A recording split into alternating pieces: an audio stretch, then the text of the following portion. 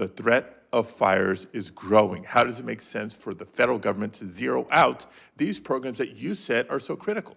At a Senate Energy and Resources Committee hearing on July 10th, Senator Padilla of California asked Tom Schultz, U.S. Forest Service Chief, about staff reductions and buyouts at the service. Senator, thank you for the question. So just to kind of restate again, in terms of resources, we're basically at 99% of capacity of our firefighting resources in terms of our GS9 and below firefighters. So we have had no degradation. Is that funding or staffing levels? It's staffing levels, yes, sir. And there's been no impact on the funding either on that. So how have you offset the more than 1,500 staff? Schultz responded by stating firefighters were not offered buyouts. Only non-firefighting staff were eligible.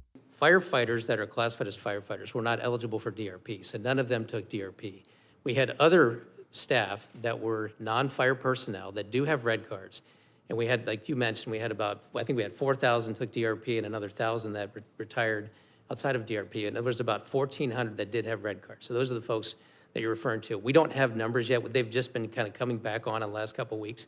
And as we get those numbers, we can get them to you. But we have reached out, as you indicated, to those 1,400 and allowed for them to come back. And not just allow, but encourage them to come back. We have a process for them to come back and support us this year through the end of September.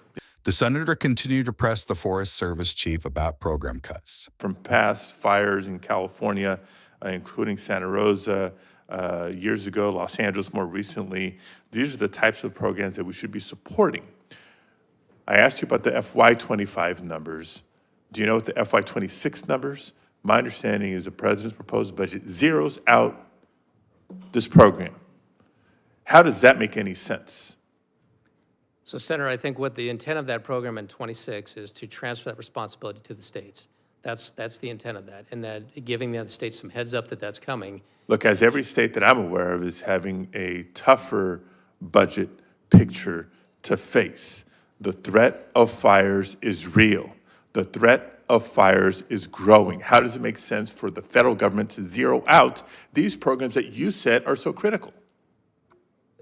Sir, we would still be partnering with the states in dialogue and discussions, but the transfer. But you're zeroing out the resources. How does that make any sense? That's correct. Well, it's sharing that responsibility and pushing that to the states. You're pushing it to the states that have less resources to work with. How does that make any sense? In a sense, it makes sense because it's putting that responsibility on the states to make those decisions locally. For more clips like this, stay tuned to Congress Clips, and thanks for watching.